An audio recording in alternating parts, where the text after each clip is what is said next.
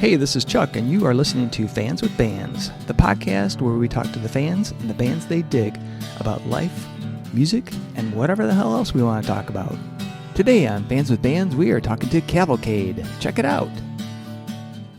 Hey, this is Chuck with Fans with Bands, and I am talking to Brad, Sean, and Cale from Cavalcade. How you guys doing? Good. Very good. Good. Yeah. Awesome. Good. And we have fans. Thank you for having us. Yeah. Thank you guys for being on. And we have got one of their fans, Jacob. Jacob, how you doing, man? You know, I'm doing great. It's just a thrill to be here. Awesome, man. That's fantastic. He's you know, I don't know if a lot of people know this, but he's also our legal counsel. So, you know, awesome. Yeah, we like to bring him into every interview just to make sure, you know, we don't overstep our bounds or, you know, bring any trademark products in or, you know, show any logos we shouldn't or anything like that, you know, so. What was that, Sean? Sometimes. Oh, cool. All Great right. fellow. So I think the very first time I saw you guys was at Berserker, like Berserker 3, I think maybe it was. Yeah. And then I didn't see you again until the I think it was the very last Oig Fest, right, at Max. Both fun shows. Both fun.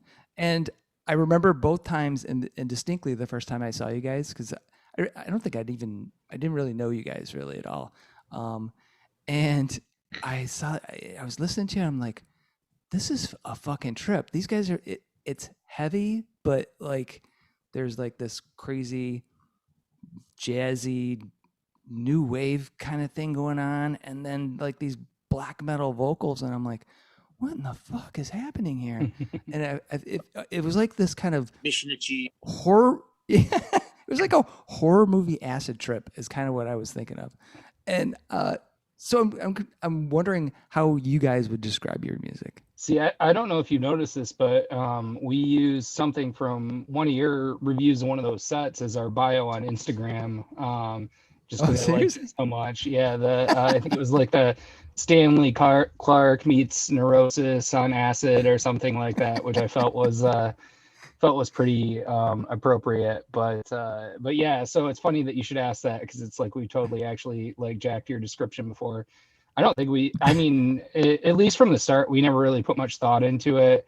Like that Berserker set, Craig and I used to play in a punk band that played with Sean Knight from Child Bite's old like indie band. And so he, you know, he helped out a lot, like giving us on a pretty good spot for us on that show, because, you know, as you know, from watching us, whereas we can fit in with a lot of different bills with the many different types of genres that we touch on, we also can alienate a lot of like metal shows that are like very straight up the middle. So I think he had us, I can't even remember, like he had us between a couple good acts for us to fit in there. So, you know, I think that we got to meet some more people that were a little more adventurous like yourself and stuff that night. So that was a fun time. But yeah, no, none of this is, I don't think any of this was really by design. Like we all just, we all played in all types of different bands, and then just wanted to be in something with like our best friends, just because, you know, when you're in bands for a long time, you know, sometimes there can be some interesting times, you know, like interesting personalities, like maybe you mesh with people musically early on and maybe not as much personally down the line and stuff like that. Not that I had anything that dramatic, but you know, I've known Craig and Brad since you know, we were kids and stuff, so we grew up around the same place, and we're all born within the same 2 weeks, which is really strange too. But Sean recorded us early on and didn't hate it. Like he got it. So like I'm so stoked that he's along for the ride. So I'm done. Cool thing that I had started recording these guys, and of course they sent me demos, and I was like, okay, it's noisy, sludgy shit. When I started recording it, I realized that like there's a different guitar play that I've never really heard before. So I was kind of like, man, this can be really ugly or it can be really pretty. You know, it's like a borderline there, and I was always interested from that point on. So then when the singer thing came along, I was like, dude, I'm down, because I've never heard anything like this, you know. So I was really intrigued by just what the fuck was going on, because I've played music all my life, you know, and you can go, okay, you listen to a band and go, okay, the bass is doing that, the guitar is doing that. Yep.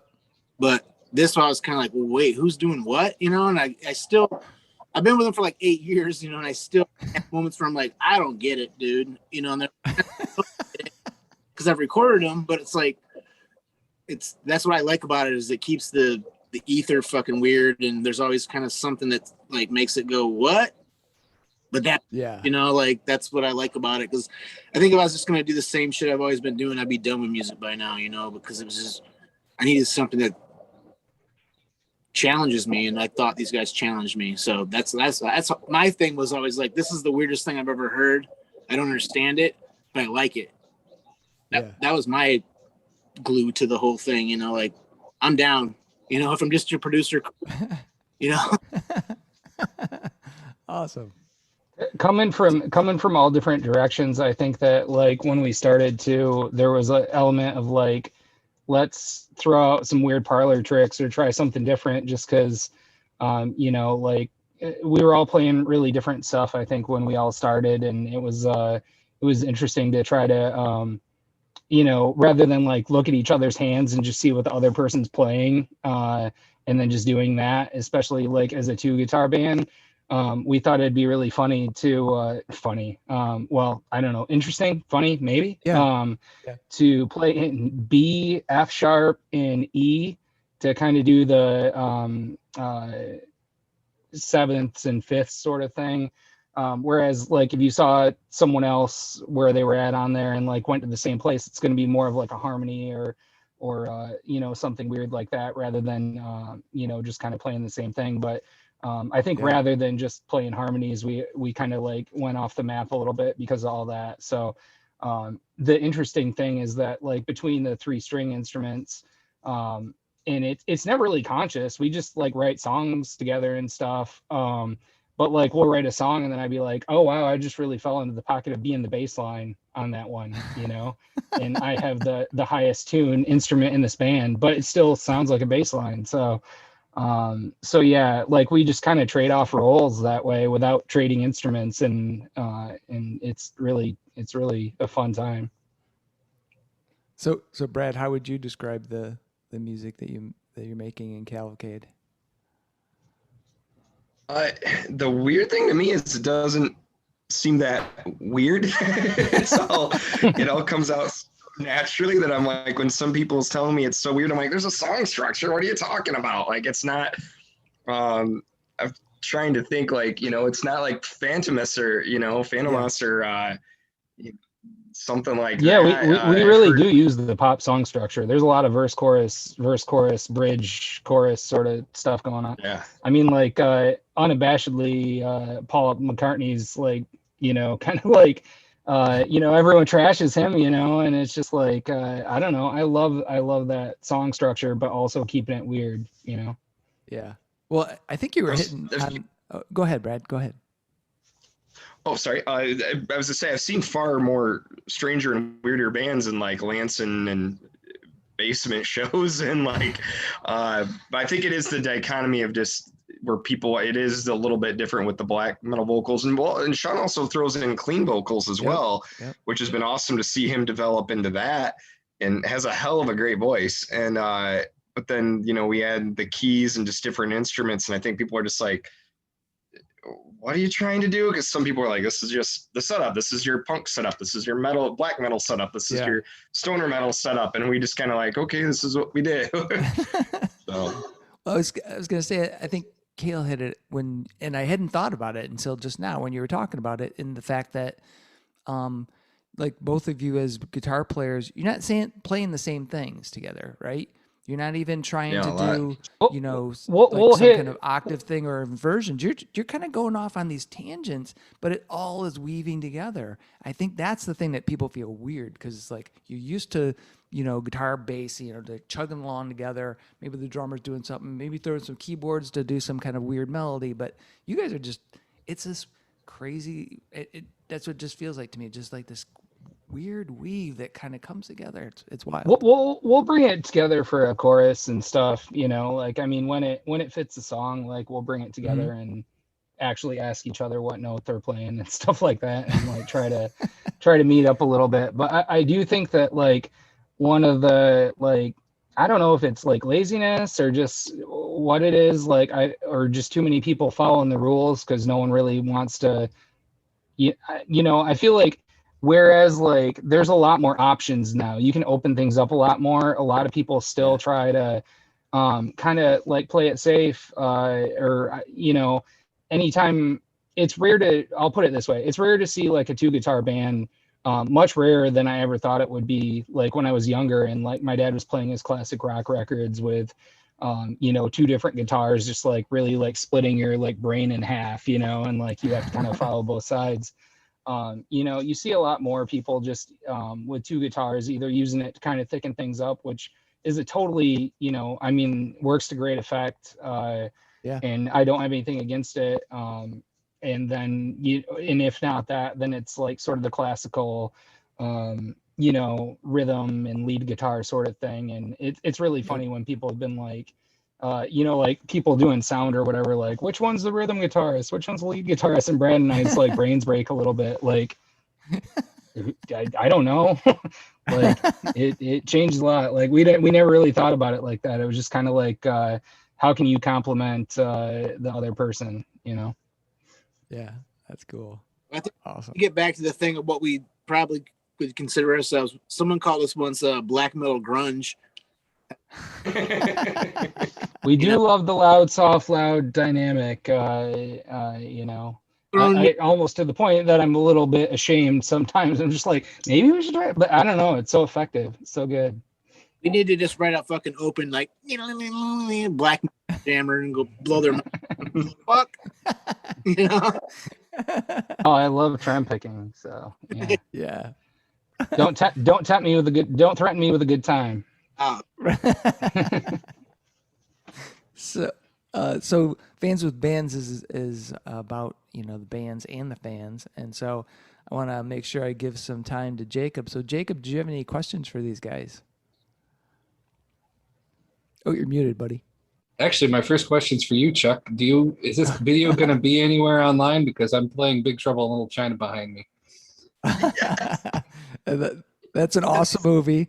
Fantastic. No, I'm a lazy bastard as far as the video, so I'll just be using audio for the podcast. Cool. There will be a thing on YouTube, but there'll be no copyright. Yeah, I was gonna say, probably with your head in front of it, there's not gonna be any AI picking up on what you're. It leaves a lot to the imagination.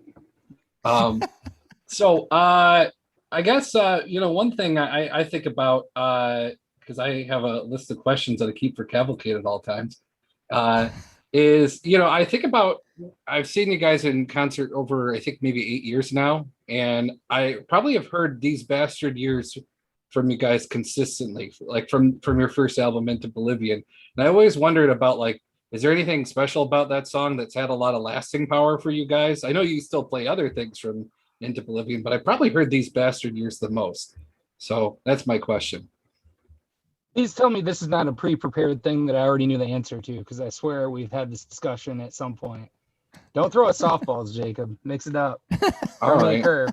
No, I don't know if you actually, like, I can't remember if we actually had that discussion, but that was actually Brad and I, when we were much younger, played in a band together called Rosemary, and that was actually like These Bastard Years was a set of riffs that I had for that band, but then we kind of broke up and I never really got to use it for anything, because I was kind of in like different types of bands after, like more like punk bands where, you know, I try and bring that there and they're like, why are you playing so slow? But you know, I'm just like, because I've been listening to Sleep constantly, even though I'm in like punk bands right now. But yeah, no, yeah, that was a song that, and so when I started when I started playing with our first drummer, Funeral, it's just his nickname is Funeral, so we'll leave it at Funeral. Great dude. We used to practice in his basement, which we called the Funeral Parlor. But I just kind of had like a standing jam with him, which was just like to kind of get some of these like riffs out of my system. And then that kind of is what became this band. So he and I were already kind of jamming on that when I was like, well, you know, Brad was willing to come, and I don't know, Brad, you can kind of take it from there. It was pretty much like the first. How you joined the band, and we wrote that song. So pretty much that was the first jam, and the one that kind of got solidified as a song. And then we got John Bruce in, it got more solidified, and I don't know, it kind of became I don't know if I should say anthem, but it's something that like when you're playing a house show or Max, it's just a good, dirty, sludgy song, and it just, the way the lyrics go and everything, it just like, I don't know, it just fits that kind of like underdog punker vibe that persists in Michigan. That I don't know, there's something that always just reminds me of like, that's just kind of Cavalcade. So yeah, no, that's it's funny because our original singer left for like basically he was taking over kind of helping his dad out with the company he was running and stuff, so he had a really good opportunity to move out to Boston and do that, and so we were kind of at like this inflection point where it was like, you know, we do a lot of different things, all of us. I mean, like, as much as all of us love metal, like we all have a lot of love for like post-punk, new wave type stuff, and darker, but like also prettier type stuff. And it's just really easy for us to write that in that sort of territory too. So I think there was this thought of like, when he left, it's like, do we get a different type of thing? We actually like had a few people like pop up and say like they'd be interested in working with us, and some were female singers, and we're like, we could just take this a whole different direction and do something different, like different band name, but like Craig and Brad and I still really wanted to play together. Chris was in the fold at that point, and was, you know, kind of in the same boat that we were. So it was just like, at that point, I think the funny thing about These Bastard Years is like that was part of a set of songs at the time where it was, I think with Sean saying, you know, after he had recorded us, he totally got it. We, you know, get along with him great.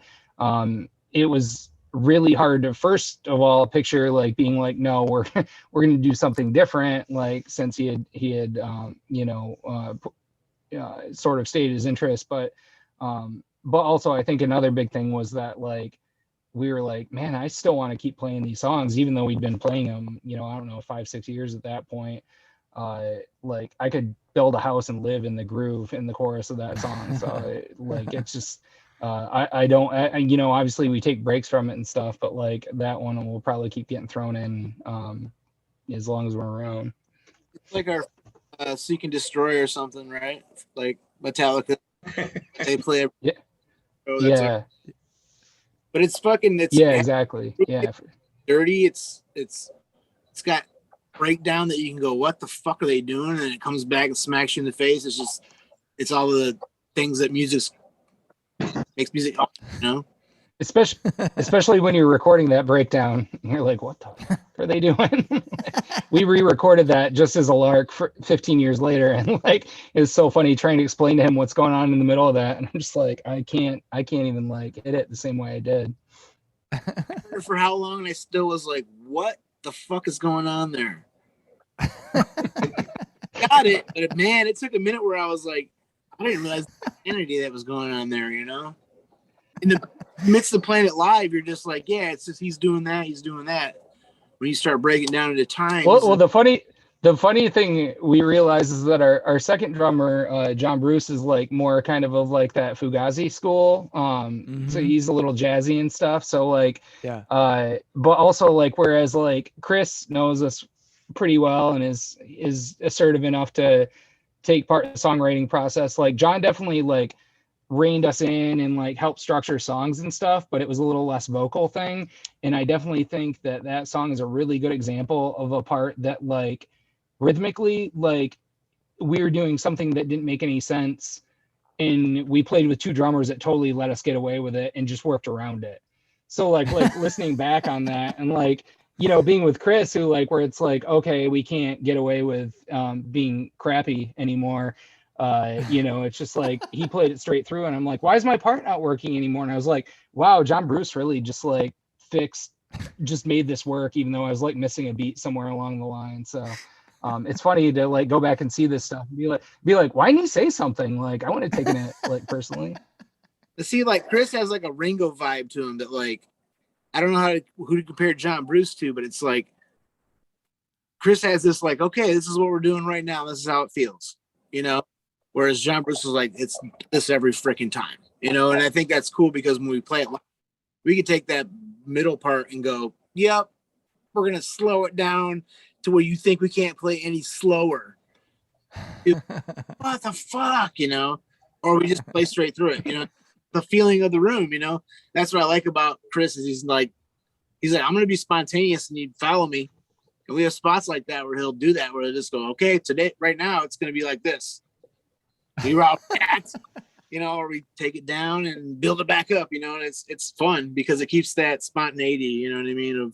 That's what's cool. Yeah. Songs. Sometimes they'll play it straight through like it's always been, and sometimes they'll come to that breakdown and just go 1, 2, 3, 4, and it's just fuck. The room just deadens, you know, because it's so fucking slow. It's fun. It's a funny story actually. Like is it? Yeah, it's These Bastard Years. We got to tour with Down at one point, and so like, you know, we're playing in front of a lot more people than we usually do, and like. Yeah. When you have parts in your song that are like really kind of meant to like give the audience like this like moment of like pregnant pause or something like that, like it's one thing to play that in like a club, you know, maybe a club where a lot of people know you, maybe they don't know you, but it's like, you know, we're used to being on a little bit more like adventurous bills or whatever. So playing there, like we have this part where like is based on like our response actually for a long, I don't really do this as much anymore because I'm not quite as much of I'm a little less of a angry adult than I was like you know 10 years ago or whatever. But like I would really, depending on like how the crowd was and how much I thought it would annoy them, like I had the ability to, when everything cut out, just like play that like one note per like 18 seconds essentially. Like done, you know, like even slower than that. And so like with that show, like there was actually a lot of people into it, but there was some people like shouting some stuff, as you might imagine. Anyone that's coming to see a Phil Anselmo band and you know is getting some crap that's not Phil Anselmo ahead of time, like, you know, they're gonna react like that. Fucking get off the stage, bitch. Yeah, exactly. So I was like, all right, well, I'm going to take them on an adventure and see how long I can get away with playing just like these one notes. So I'm like doing this and I'm like sidestepping like bottles that are being thrown at me and stuff. And like one finally hit me and then I'm like, okay, da, da, da, da, da, da, da. Like, we'll move on. That's awesome. Jacob, got any other questions you want to ask? Frantically searching my Google Drive right now. I got a question, and you know, I saw the Quarantine EP, which I loved, and I gotta know, how did In Excess make it into the covers that you would do, and that song in particular, Never Tear Us Apart? I mean, it's really well done. I mean, it's not like thank you. Thank you. Yeah, a butchery of that song, but it retains the integrity of the song, but it has your take of it. And I was just kind of shocked. I was like, you know, I'd never really thought of you guys in Excess, although after I heard the song, I thought, you know, this kind of fits. So I was curious, where did that come from? There's kind of a like a easy answer to that one, and then there's kind of a less easy answer to that one that I'm going to throw it over to Brad for. So the reason we started playing that show is we got asked to play when Fusion Shows was doing shows in Lansing, we got asked to play one of their cover sets. And rather than cover just one band at that time, and it was an interesting time for us too, because it was when we still had our old singer, but Chris had just joined the band as our drummer. So like he was kind of still learning the Cavalcade songs, and we were like practicing with him on those. But we were like, this could be kind of interesting to. Craig had mentioned something about like knowing some friends of his that had like sort of done this Donnie Darko set, and is much criticism as that movie gets for its convoluted plot or whatever at this point. It's got some good acting performances or whatever. I won't trash it myself. Yeah, it's a great movie. I think. I get like whatever where people are coming from it on both sides, but at the same time, it's got an amazing soundtrack. And like I mentioned before, we all really like a lot of post-punk and new wave type stuff.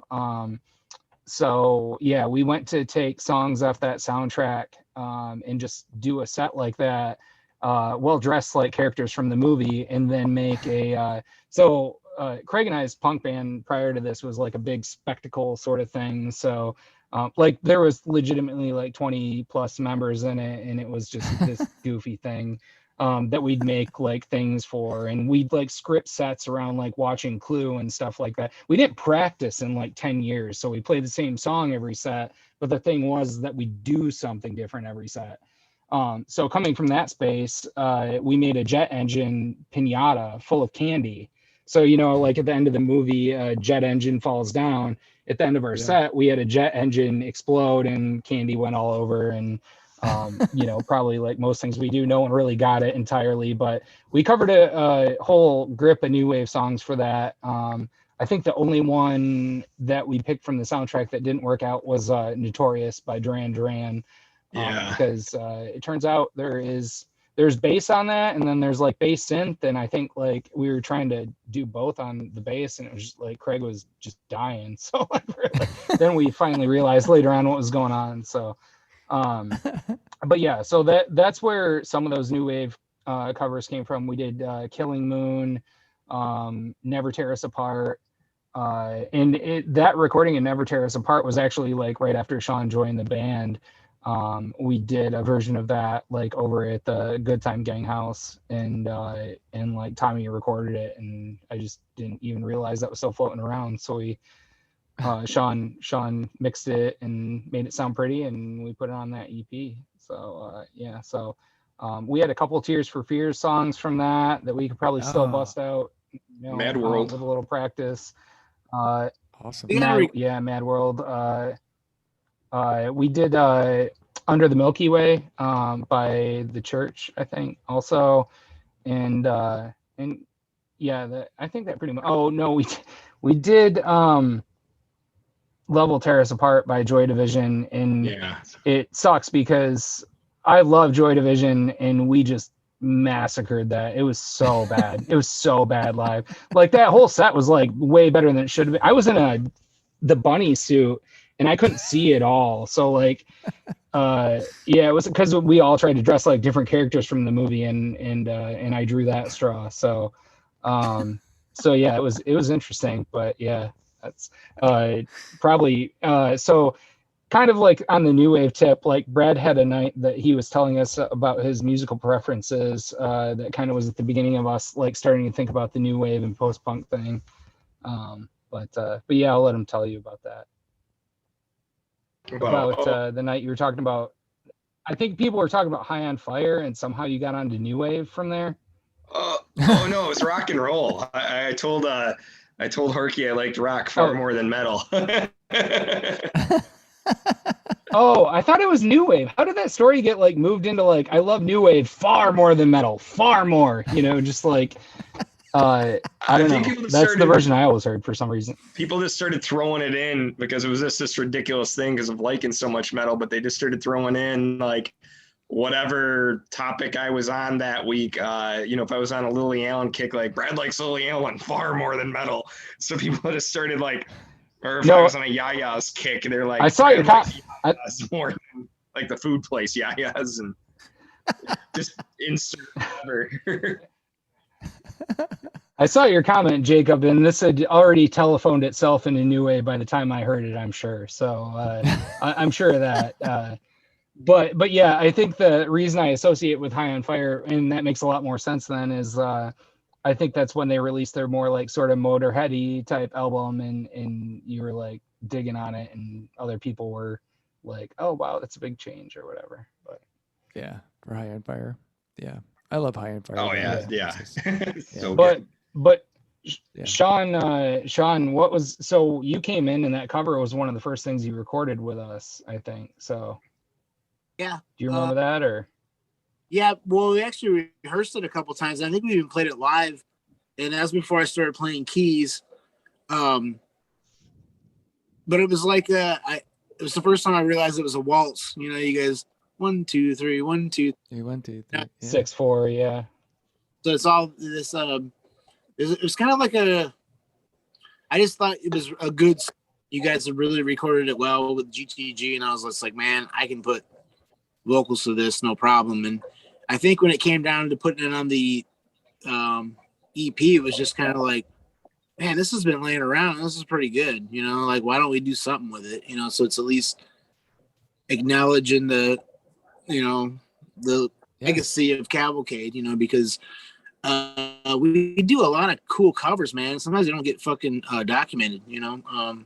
We got, I mean, Cale talking about the Donnie Darko thing. We have a version of Killing Moon we recorded. We just haven't finished it, you know, and it's one of those things where that song for some reason has been hard vocally for me. I don't know why, but I think it's because the Cavalcade tuning changed. We play it in a different tuning, or else I would have to use a capo like way up the neck on the guitar. Being in What's weird about the tuning is, you know, that some songs they can play exactly same notes. Sometimes they gotta like figure out how it works for what they're doing, you know. So it makes it even more interesting, I think, as a cover. Yeah. And I hope sometime we can get that finished, because it sounds great. It's just, yeah, we've got that. We've got a Nirvana cover we're sitting on. Oh, hold on. This is my favorite part of Big Trouble in Little China, when Cavalcade's playing. Sorry, in the background. I just noticed that Jacob's background switched from Big Trouble in Little China to us somehow. So. Oh yeah. And where is that at? Is that at the Loving Touch? It's at the Pyramid Scheme. It was from Pyramid Scheme. Yeah, Oh, it was okay. just about almost 3 weeks ago, right? Oh shit! Awesome. Around Fantastic. 2-3 weeks ago. That first show back for Pyramid Scheme too, and all the bands. Yeah. One big.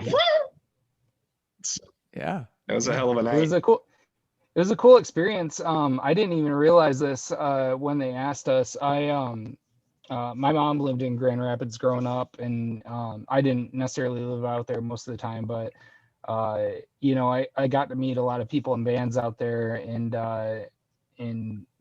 my friend Derek plays drums in Charles the Osprey, and he asked us to like play this for show back because Pyramid Scheme had them, you know, set up the show, because, and this is what I found out actually when we were there, is that they played the first show ever at the Pyramid Scheme. Oh. So really? So it was awesome to have us back. Like, I didn't understand the significance of things coming full circle and them doing that. Yeah. But it was Reopening really it. cool for them to have us there for that. Awesome.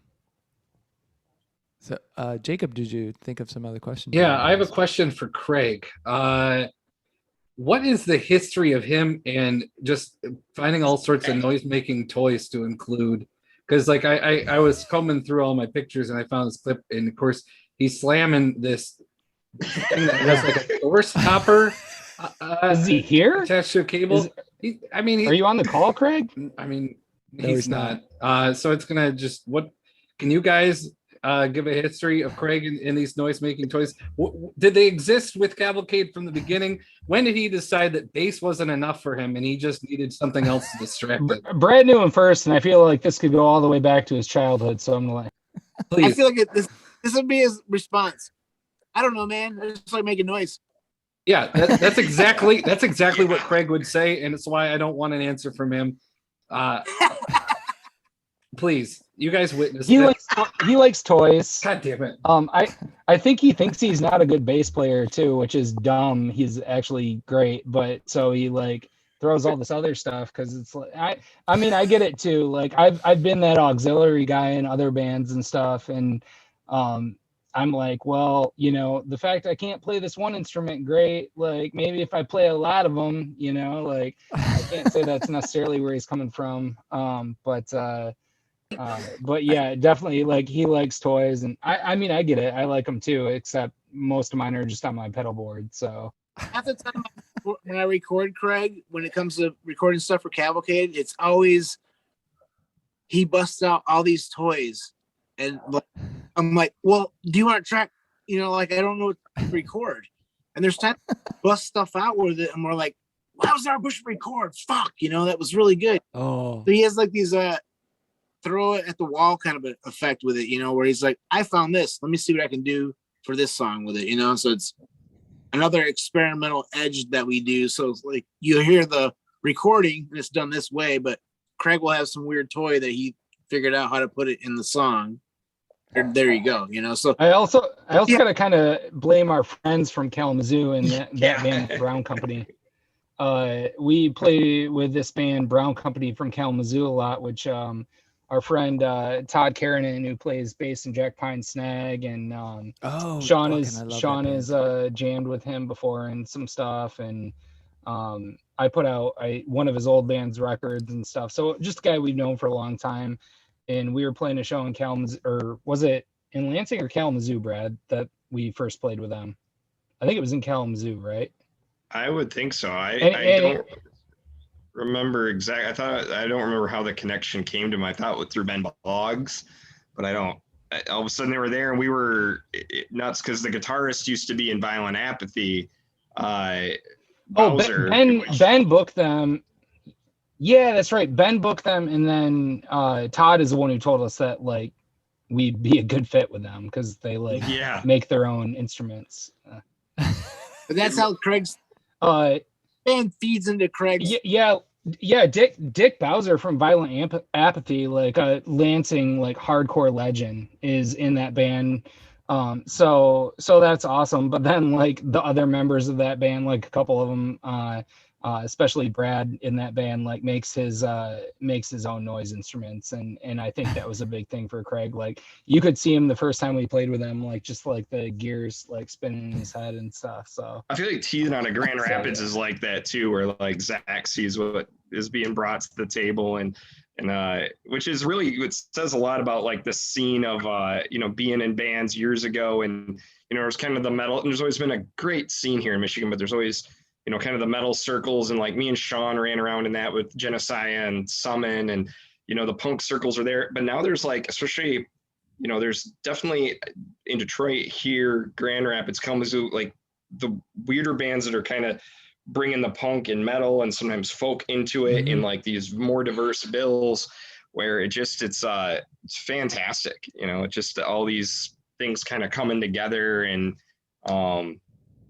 it's not really obvious. You're gonna have your bills that are in, some should just be like, okay, this makes sense for the night, these 4 death metal bands or these 4 like thrash, but you just start noticing more and more bills that are just kind of more diverse, and more bands just doing different things and stuff. And like Conrad Twitty band out of Grand Rapids, I don't really know how to explain them at all. Like I think they're even way great bands. Like they're like heavy Beach Boys. They're like noise rock Beach Boys. Like I don't even know how to put it better. I'm gonna have to check that out. That sounds wild. They're killer band.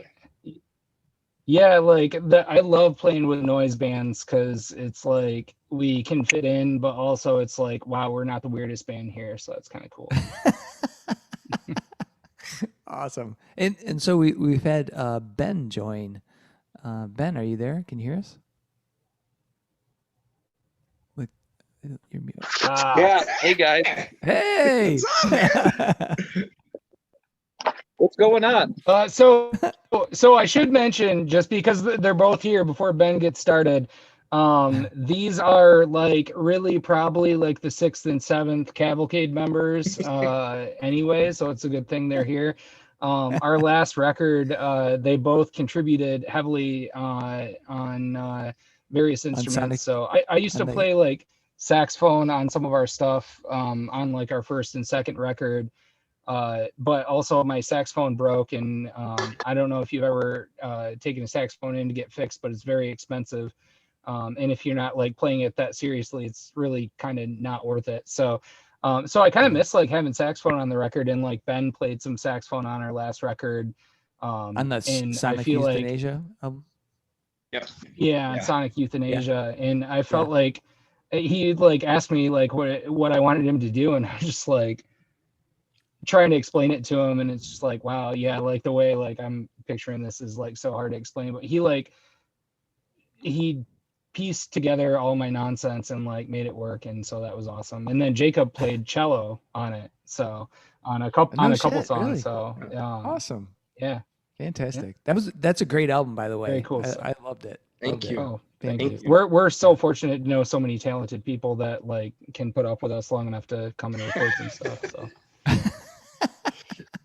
Or like, I get the dumb idea. Let's do this, you know? Yeah. Awesome. So Ben, did you have any questions for these guys?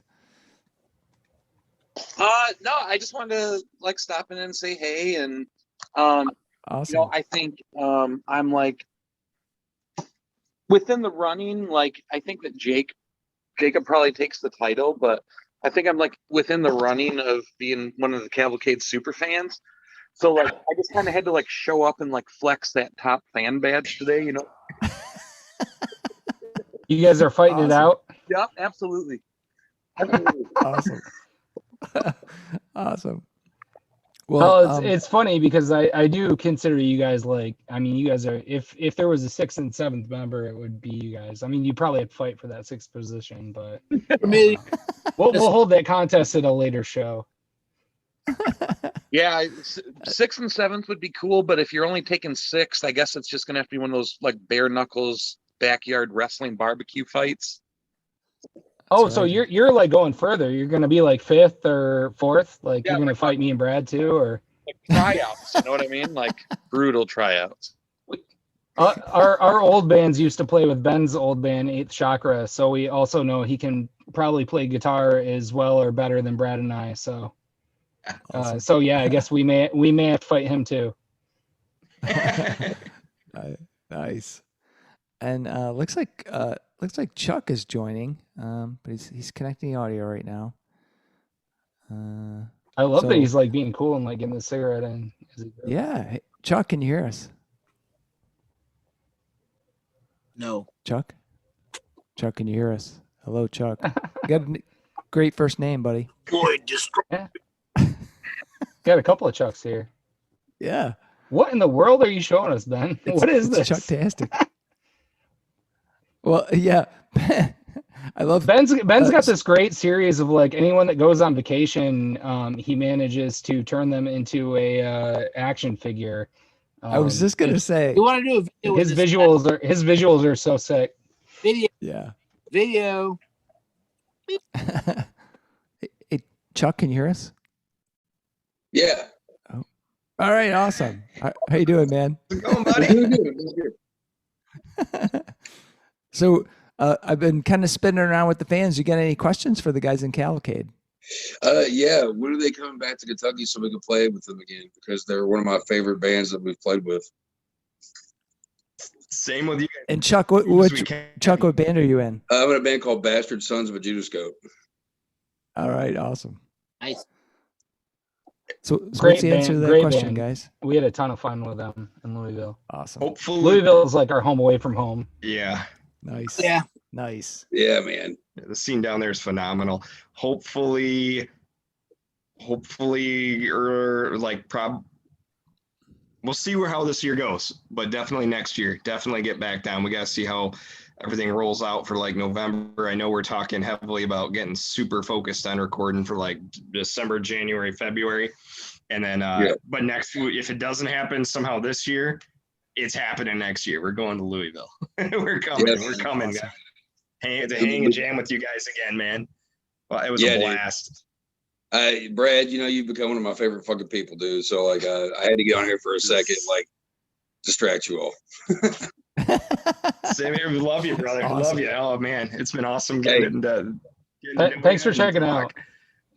Yeah, Hopefully we get to play together soon. Like we had a blast with you guys last time we were down there. Oh yeah, man. You all are awesome. You all, and also it comes down to how awesome you all are. The covers you all choose are perfect. Thank you. Yes. Yes. We might actually choose to cover a metal band one of these days. But I've been trying to get an Acid Bath cover going like for quite a while. Acid Bath. There we go. Yeah. Or some shit. Yeah. I've been playing Pagan Love Song for a long time and like just hoping people will follow along at practice, but we'll see eventually. I can definitely see you all doing Acid Bath, man. Totally. I totally see you all doing that shit. That'd be cool. We've actually called ourselves Flaccid Bath in the past. So, we've called ourselves Mackinac Island Sludge. Like there's all kinds of like bullshit we'll give people that like we feel like are not going to get it anyways as a description musically. Well, the important thing, one thing that I love about you all though, and I'm not meaning to try to take up time, but one thing I've always appreciated about you all is the fact that you all make so many different styles together, and you make it work. And the covers you all choose make it even better. The fact that you add your own little like 2 cents to it. I think it's killer, man. I think you all are badass. I talk about you all the time to all the bands we play with and everything. Thank you. Awesome. Thank you so much. That's awesome. Thank you so much for popping in, man. That's awesome. Yeah, you all are great, man. Yeah, fan. We did actually do a whole Cure cover set one time too. So like that's where like some of this other stuff came from. That's been my favorite band since I was like 6. So like Lullaby was actually one of the first songs I ever learned to play on guitar. So like every once in a while, I'll do this thing where I'll like not like play with my fingers per se, like I'll use a pick, but like I'll cross pick or whatever. And everyone's like, oh, King Crimson, Robert Fripp. And I'm like, I actually learned that by learning how to play Lullaby by The Cure wrong. But I do love King Crimson, but I didn't watch Robert Fripp play guitar enough to know the difference. But I use that in a crap load of our songs now too. So like, I love those bell tones. Well, it's whenever you you all start using your fingers with drumsticks for the string instruments. And that's when the King Crimson. Yeah. That's when it comes in. So I got a question, a couple questions I'd like to ask, and it's a group participation question, and it's related to what was the first album you bought with your own money, or it could be a gift, like somebody gave it to you. So let's start with Brad. What was the first album you got? With my own money? With your own money that you decided to purchase, or you said, oh, somebody, can you buy this for me for my birthday? So you can throw that one in there too. I think it would be on tape. I'm pretty sure it was MC Hammer, Too Legit to Quit when I was a kid. Yes. The Addams Family Values on there. And then probably the first rock one would have been Aerosmith, Get a Grip. Still on tape. Oh. Awesome.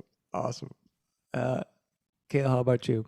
I didn't. I kind of thought I would be the only one with a rap album as their first, but mine was. I used to my big rebellious streak when I was like 11, 12 or whatever was like we had a TV in our attic that was like hooked up to the cable somehow. And so I'd go up there like after my parents went to bed on like Fridays and Saturdays whenever it would come on and watch Yo MTV Raps after like 11 or whatever.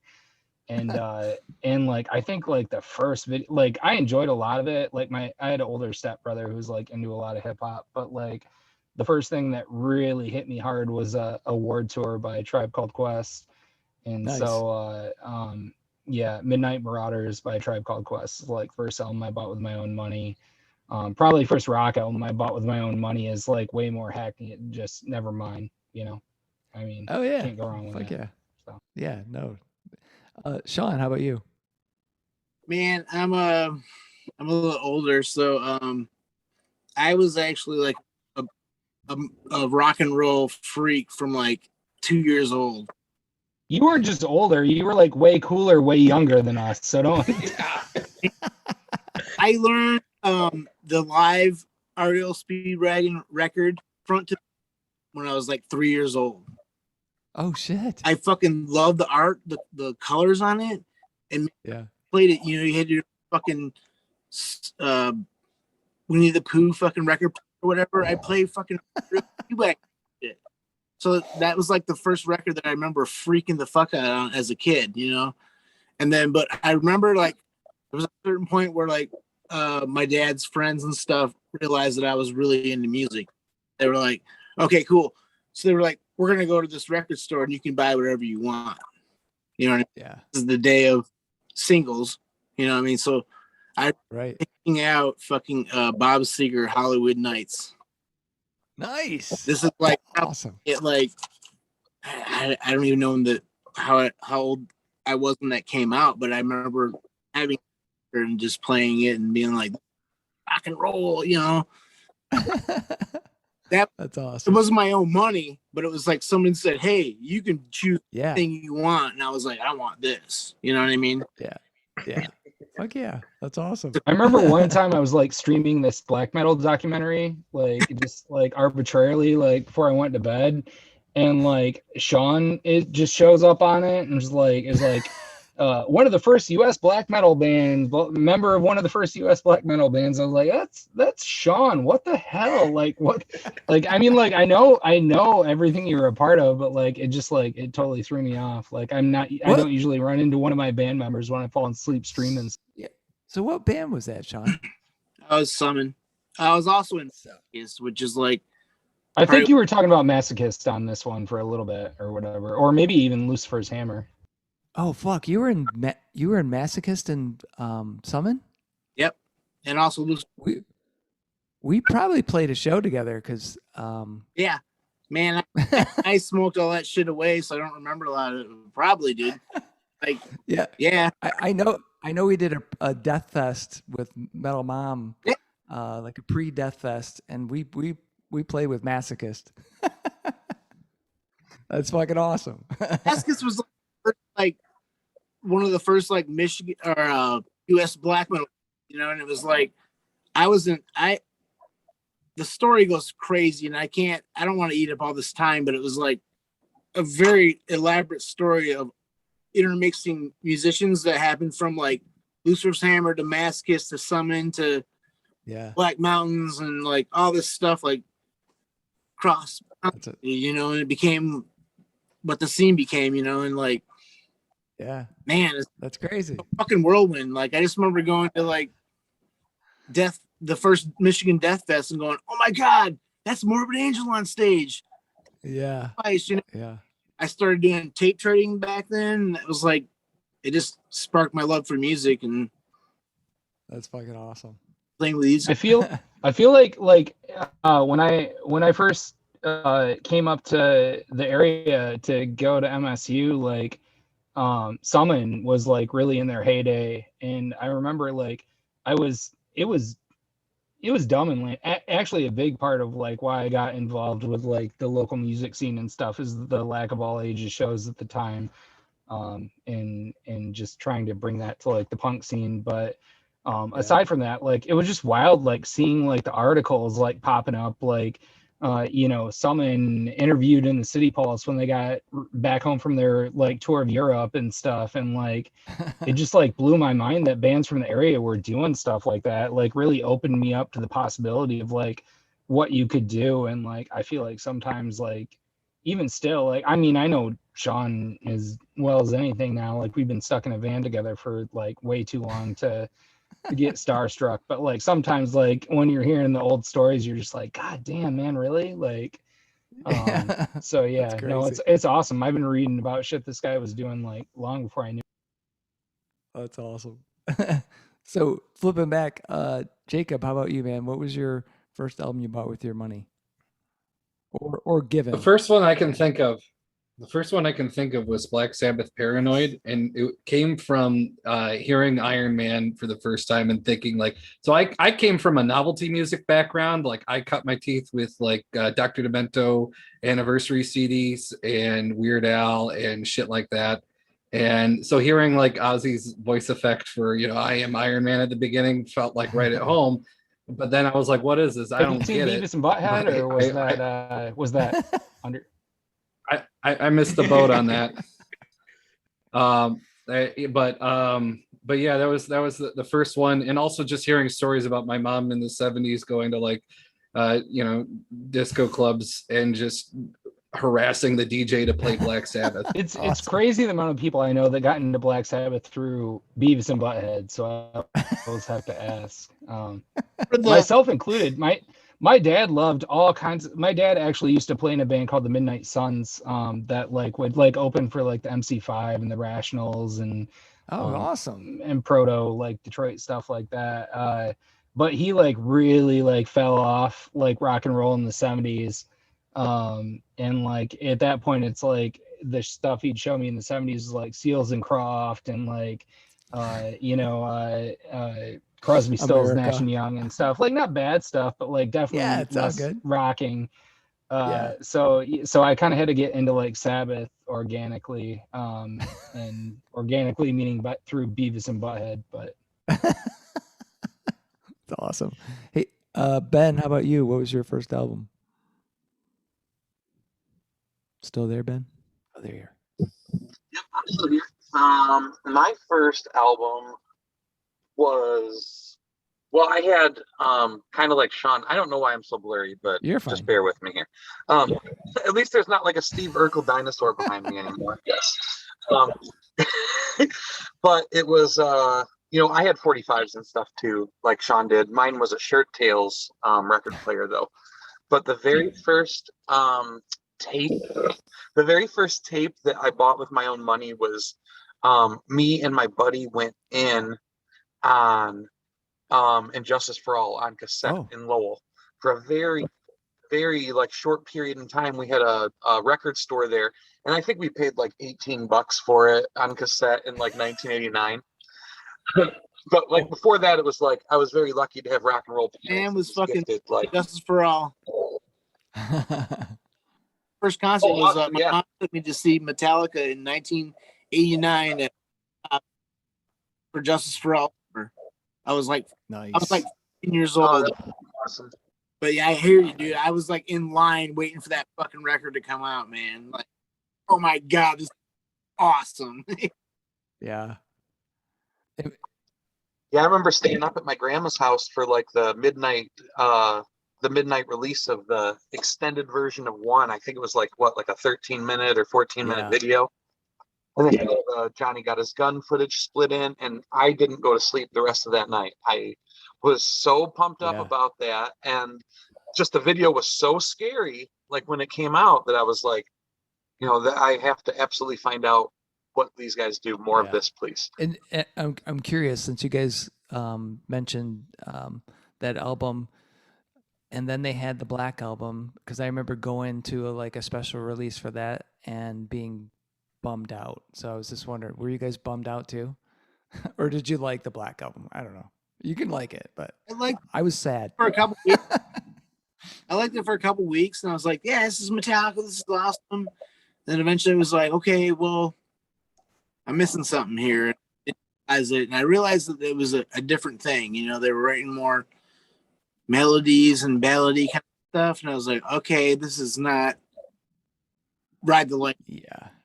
So I was like, there's a certain point where I was like, this is great. I'm excited. Yeah. New Metallica record. And I was like, well, wait a minute. I don't know, man. And then, Nevermind came out and just fucking fucked everything up, really. They How Metallica fluent at the time were you, Brad? Because I know, I kind of, they came out of my radar during the Black Album, but I definitely remember seeing that video from Injustice for All and being like, oh yeah, this is way cooler than that stuff. But I was still way too into hip hop to really buy into it. Black Album's what introduced me into Metallica. That I didn't know anything. Yeah, when I was 11. So I'm of the didn't even know, and then went back, and I still really dig the Black Album. I get why it was such a shift as I got older. But yeah, that was my introduction. Though I first bought I actually never bought the Black Album. I taped it off from Darm and then got a CD in high school. So I always had the copies. So, but I bought Injustice and bought everything else. When they do the extended stuff this fall is the first time I'll buy the Black Album 30 years after it came out, even though it's the one that got me into it. Nick Darm is the drummer of our first band with Brad and I. So like, yeah, I think he got people like for that band not lasting, he definitely like his influence and his taste and like the stuff he'd kind of him and his brothers would get into definitely influence Brad and I. We also used to practice in a granary out in the country in the band, so it influenced a lot of my hearing loss too. Awesome. So my other question, which Sean kind of like led right into, is like, what was the first concert you went to? Yeah, it was Yeah. I got to see them in at Pine Knob. It probably was '89 with Kingdom Come. Yeah. And nice. yeah, it was the immediate concert that followed after that was the first Michigan Death Fest. Awesome.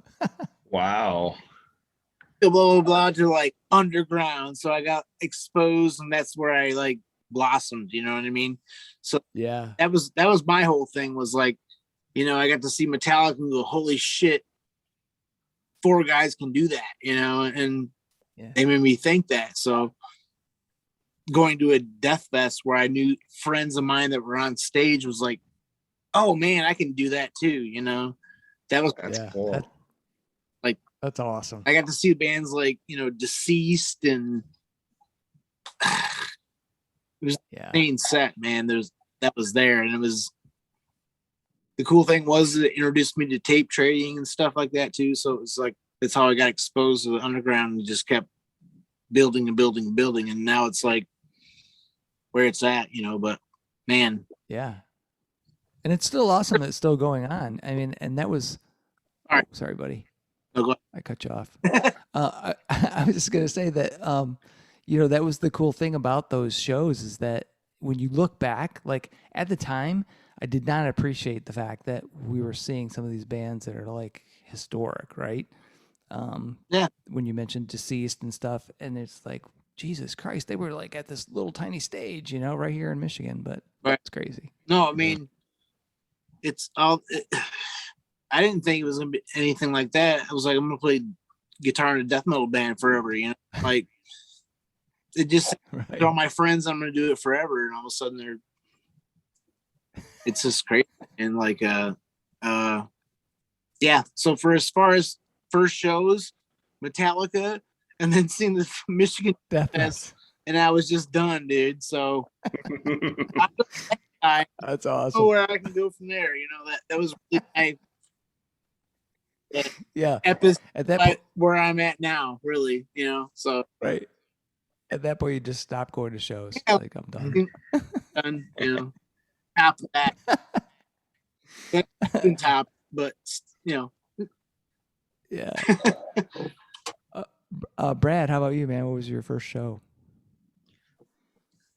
I went to a Frog Island Jazz Festival when I was 13 and 14. I can't remember who all played. I just went with a friend and his dad. But the first rock concert was November 18th, 1995. White Zombie and Astro Creep with the Ramones on their farewell tour. And Super Flip Wow. was direct support to the Ramones, and Super Suckers opened. And that kind of cemented. I was like, you're being way too literal with that jazz thing. I was like, yours is way cooler than all of ours. That's awesome. Ramones, Yeah. Brad. It like cemented my, to be able to see, because there was a part of me, it's like, everyone says farewell tours, like the Ramones meant it, and they were all like started dying just a few years later. So that was, you know, they did a year and a half of farewell tour, and that was it. But that cemented my, when everyone was like punk and metal, like I was like, no, they exist together fine. You know, the Ramones were a huge influence on White Zombie. You know, like it, Yeah. the Ramones used to play shows of Black Sabbath, which it would have been phenomenal to have seen one of those Oh shows. my God. I never got it. Both genres are underground, you know, the working class people. I never understood why you weren't supposed to like one and not the other. But that kind of comes into Cavalcade, where it's this love of punk and metal. and even like the new wave stuff. And horror it's- movies. We covered Pet Sematary too, which combined our love of the Ramones and horror movies. Yeah. That's another thing Yeah. we released over quarantine. Awesome. So Cale, how about you? What was your first concert? Oh, I want to know Jacob's first. Okay, Jacob, go for it. So I don't remember my first concert. I would want to know Ben's too, but Ben Yeah. kind of That's typical seventh member behavior right there. But I'm giving you odds. I'm giving you odds in this cavalcade off Right. at the moment. Right. I was too young to remember my first concert, but I got to hear all about it later. Was Earth, Wind, and Fire. I was just a little kid on my mom's Good shoulders, and it was, I think, a Muskegon Summer Celebration, and I got to hear all about it, after the fact when I developed long-term memory. But besides that, we always had these like concerts in the park, and the Youpers, again, novelty music background. I really liked seeing them because they would have songs about, your Chevy falling apart or it passed you too hard, it breaks a tooth, and shit like that. But then, Have I told you how the Youpers almost got me in trouble? no, you haven't, but I have to hear it.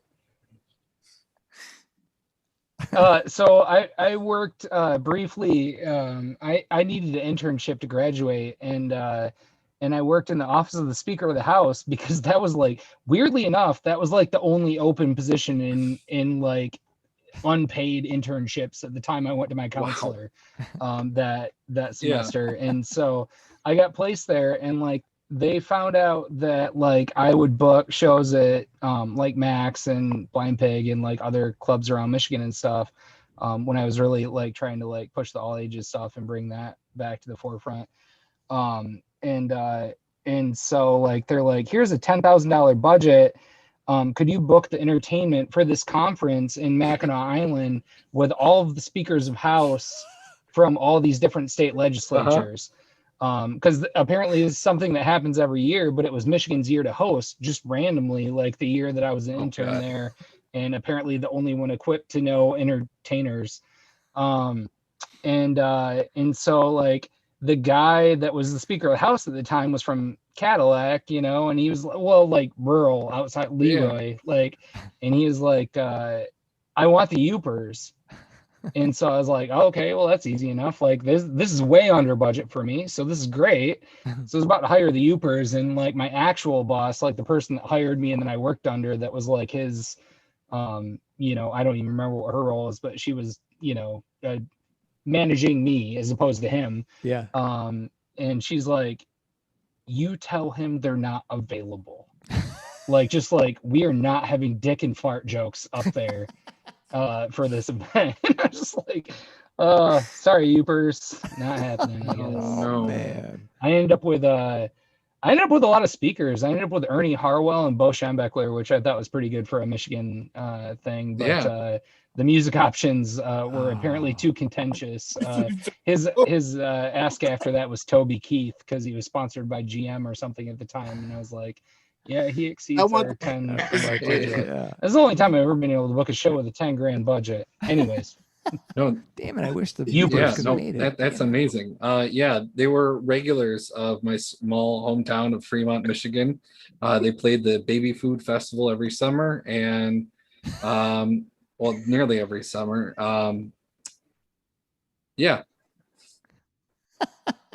I always hoped that you guys would play the Baby Food Festival, even though I don't think it would ever happen. Oh my. Yeah, we got booked there once, but apparently someone's boss told them, you tell them they're not available. That's how it works in show business. That's right. So Cale, what about you, man? So I think like I got dragged to a number of concerts. I had like music loving parents on both sides, and my dad never like really took me out to anything because I think he was a little bit burnout on that. But my mom definitely took me some like Grand Rapids city festivals and things like that. But I don't really remember anything until I saw some concerts in the park when I was in high school with So the park would be in like Adrian. We like grew up in Lenawee County, or went to school down there, Brad, Craig, and I. And like there was a band at the time called Jarvis, and there was another band called Grover, and like they'd play these shows in the park, and like it was like cool, like sort of grunge type stuff. Like it fit in with what was going on in the world right then, and like it was just wild seeing like bands from our neck of the woods that like could hold up to that stuff. And that's when I was like, there's a lot of good bands out there. Like the ones that are like you see on TV are just like chosen by kingmakers or whatever, and that made me like really understand the music world a little bit better. But probably my first one that anyone would recognize outside of Lenawee County would be probably like the Suicide Machines. They were like Nice. you know, bigger on the punk side in Detroit at the time. Or I think probably the 97 Warped Tour was like another big one for me. I went with a bunch of punk friends, and I think Craig was there for that one. And whoever took us, like they're parked illegally, and our van got like towed, and like I think we ended up sitting out on the streets of Detroit, like trying to get like the van out of impound until like 6 a.m. the next morning. So it was a pretty strange time. So the Warped Tour time, not remembered quite as fondly as whatever my first Suicide Machines were show was, and whatever my first Adrian Park concerts were. But yeah, those were it's kind of like an amalgamation for me. Chuck played Adrian before. I did. I played at some little club with the Centenary black and white fans of Bantam. Oh yeah, Jim, I evidently saw me there. That's yeah, crazy. Jim, another Lenawee County resident. Like he grew up in Tecumseh. So yeah. Did were you aware of Jarvis or Grover at all? No, so no, we pretty much played like with. We did a lot of shows with Harm's Way. I don't remember, you know. Oh yeah, Ann Arbor. Oh yeah. Yep. I was gonna say they were like an Ann Arbor or Detroit band, weren't they? Yep. Yeah, they're. Yes. Yeah. So we did a lot of shows with those dudes. We did. Do you remember Youth Corpse? I do. Yeah. So we did shows with those dudes, and then we did some shows we did a couple with Halloween in Flint, and and Frigid Bitch. Remember Jeff's? Yeah. We played Harpos with Frigid Bitch. Bob Brown played really guitar in Frigid Bitch, right? Yeah. And Damien from Toledo. Brown was a guitar player for that band? In Frigid Bitch? Yeah. Tattoo artist guy, right? Tattoo artist guy? Yeah. Oh, yes. He was. I know that. I've known that guy for fucking 20 years. Sweet man. Yeah. Oh, really? Dude. Awesome dude. Yeah. It's crazy how many times you and Chuck's paths have probably like crossed throughout the years. That I'm pretty sure I saw Sean at one of these shows because I remember distinctly playing with Matt because my band was not death metal, and we got on these death metal shows, and we were like that band that was like, God, no, where do you get us? Everyone's looking at us going, why the fuck is this band on here? We're like a, speed metal, power metal band, and we're on these death shows, and like, so our bass player was really into death metal. So we added he did some death metal, like backing vocals, to make us maybe feel a little bit, and we could play fast and heavy, but it was not like playing with Demented Ted. I mean, because that was who I remember seeing on one of those shows. It was fucking like, wow, that's fucking Demented awesome. Ted, yes. Yeah. And Lucifer's Hammer, we played with Lucifer's Hammer, and we played Pre-Death with Gutted. Gut. What was the band called again, Chuck? My band was Battalion. Battalion. I was in Hammer, Lucifer's Hammer, back when we did shows all together, way back when. I was the place Jeff Elrod. Oh, yes. Really? And then I went and joined Maskus with Jeff Elrod. I didn't realize you knew who Jeff Elrod was, so this is a different. Yeah, it's crazy. So it's crazy. We can do something later about this whole other things if you want to. You know what I'm saying? Yeah, hell yeah, man. We'll have to like go down memory like, road, man. the scene of Michigan. Yeah. Remember these dick faces, you know?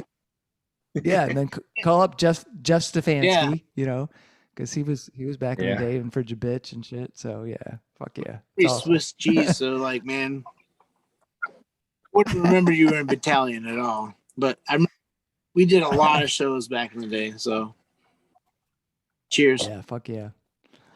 Yeah, cheers, man. So I've got one last question for you guys. And I want to thank you again for being on Fans with Bands. Fucking awesome to be able to spend some time with you guys. Thank you. I want to thank you for writing our bio. It's my pleasure. I'm happy you liked it, man. I actually had like a really weird thing back in the day where a lot of the punk bands I know would like ask me for a bio, like, which seems like a really weird thing to ask for. Like, I did write for like the City Pulse and you know, I write for a living and stuff, but it's not necessarily like I set out to write bios. But I used to really like to take ketamine and write band bios. So like there's a whole set of bands that like just have these like tripped out like bios from me and that it just like make no sense. Just like this band sounds like dinosaurs waltzing together and like just like nonsense like that like no one would make sense. Well, I got to tell you, sometimes when I'm writing reviews or show reviews or album reviews, every once in a while I'll drink a little scotch and channel Hunter S. Thompson and try to get a little of that going on. So if you see any of that in there, you gotta limber up a little. Like, what is the Big Lebowski quote? Yeah, exactly. All right. So the last question is, it's controversial, so be prepared. Pineapple on pizza or no pineapple on pizza? Brad. Pineapple. I just did it Sunday. Awesome. Jacob. Yeah, I mean, fucking like let people do the things they want to do. I think it belongs there. If it brings people joy, go for it. Awesome. That's kind of a cop out, though. What about you? What about me? Like, yeah, like, okay, yeah, I okay, believe people should be allowed to do it. Yeah, Like, okay. This is I'm a free country. I'm not the pizza Gestapo. Okay. Well, that's the thing, though, Cale, is I feel that with this question, people adopt a Gestapo mentality. You know, they're just like, if I find out that you put pineapple on a pizza, I'm knocking down your door. I'm taking your family. You know, it's bullshit.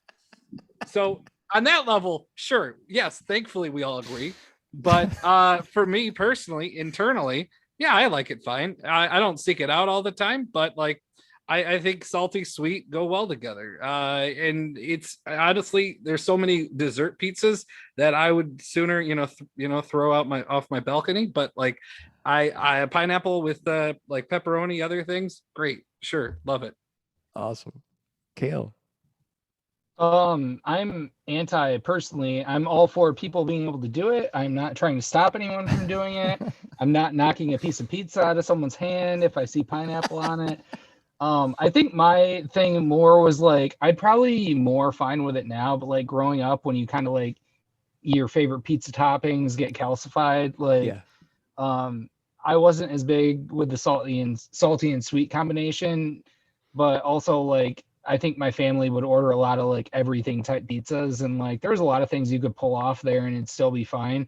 Pineapple is like one of the few things where it's like, it's fine, I'll just pick it off. No, it tastes like pineapple juice no matter what you do. So I think that's where like most of my hatred comes from, is that like it's a topping that like if people don't want it, they can't just pick it off. Yeah, you're stuck with it. It's you're doomed. Oh yeah. And Sean, I like options. I like creativity. There you go. Sean, how about you, man? Pineapple? Sean? Well, I'm gonna pineapple. Speak for me and Craig. I like pineapple already, but man, we figured out a pizza where it's olives and pineapple, and that is the fucking shit. If you're fucking, want to go vegan or whatever the fuck on your pizza, it's fucking good, dude. Really good. Now, what about, so I've, been asking this question a bunch, and the thing I've heard, which I've not had, and it's kind of intriguing, is jalapenos with pineapples. I love jalapenos It's on pizza. it's the best of both worlds, right? Like Van Halen. It's really funny. I saw there's going to be pizza questions for this, so I have to bring this up. Not too long ago, but before the pandemic, we played a show in Lenawee County, which is a rare treat because it kind of has to happen in like a barn or something if you do something down there now. Right. But we did, like, we played this huge barn party and it was a great time. But Christian, having grown up here, always is amused by like going down to where we grew up. And it's funny how we talk about like how there's so few businesses in the towns that we grew up, but all of them had like 3 to 5 pizza places. Like no matter what, like town of like 500 people, you're gonna have 3 to 5 pizza places, every single one of them. So like we were talking about the pizza places in Blissfield where the show was, which is where Brad and Craig went to school. And so Craig actually worked at a pizza place called Home Run down there, which is now called something else. But since all these pizza places are still around, Chris is like, let's get pizza from all of them and see what's the best. So like we rolled into the show, like having ordered on the way down, like right when we were like 15 minutes from like all of them, like we ordered a pizza from each of them. And just like line these up in the van. So like all these people like see us getting there and we're just like sampling like not just 3 pizzas, but like 3 pizzas from different places, like trying to decide what's the best currently. Cause you know, they'd both been removed from there in a while too. And we're curious, like if anyone stepped their game up or whatever. So yeah, awesome. no, we have fun with pizza when we can. It was awesome. Awesome. Yeah. So what was the was there a winner? No, I don't remember. It was Lena's, wasn't it, Brad? Like Lena's was Lena's. I just remember being happy you had all the pizza because of all the beer that was drank, including we found out a keg that they had not. So they had a fresh keg, and there was a second keg that almost tasted. It was very weird, and we're like, "Is it?" I thought it was a cider keg until someone told me, "Oh yeah, that's the one from 2 years ago. It's been sitting in the barn." I was like, "Why did you tap it? Like what?" And never kept in the fridge. Just literally like just out there for all the elements. So it's the most skunked keg ever, which people were doing keg stands at like 2 a.m, trying to finish that keg. And I'm like, I am so glad because the good keg just went like quickly. And we're just like, that's Jacob was with us down there for that one. That was a wild time. What'd you see when you woke up? First I saw the roof of the van, and then I quickly, before I realized it, there was a bench outside the barn, and I was just hanging out there trying to like hold on for dear life. And then let's see, my God, what else? The dog. Well, yeah. The dog. First of all, okay. I'll walk you through what happened. I woke up and I felt like shit, and then I was like, oh, now I have to take a shit. So there was a porta potty out there, and I like lurch over to it. I get there. There's no toilet paper in there. I'm like, this is not gonna. I can't do this. So I don't know anybody at the house that's near the barn, but I'm like, this is an emergency. They'll understand once I get in there. And I just open the door gingerly, and the dog just starts barking at me relentlessly. And I'm like, oh God, oh God, oh God. And I'm just trying different doors, and the dog is behind like a child fence. And I got the right door. I made it outside, and I'm on the bench riding it for dear life. And then I puke everywhere. And then the people who are in the house come out and they bring the dog with them. And the dog just makes a beeline for the vomit. And I'm like, please don't. And so now I gotta I'm hungover and I'm trying to keep this dog from eating my puke, but I can't keep him away. He just keeps coming back. What he'll do is he'll walk nearby it and then pretend oh, I've never seen this before. What could this be over here? And just, makes a beeline for the puke. Are you saying you got tricked by the dog? The dog is smarter than one could have anticipated. He's like, it He's like, I know that Is guy's got, a pretty schwasty show all around. Yeah. the dog's like, I know he's got a belly full of pizza and beer. Yeah. Oh man, that's awesome. Well, thank you guys again for being on Fans with Bands. This has been fantastic. Thanks, Chuck. You. Always a good time, man. Thank you. Thank you. It was good seeing you. All right. Yeah, it's great to see you guys, man. All right. Thanks again. Thanks again to Cale, Brad, Sean, Jacob, Ben, and Chuck for joining me on this episode of Fans with Bands. Cavalcade is a stellar band, and it was a lot of fun to talk with them and their super fans. Hit up their Bandcamp and Facebook pages to pick up their music and keep track of when you can catch them live. See the show notes for all the details and links.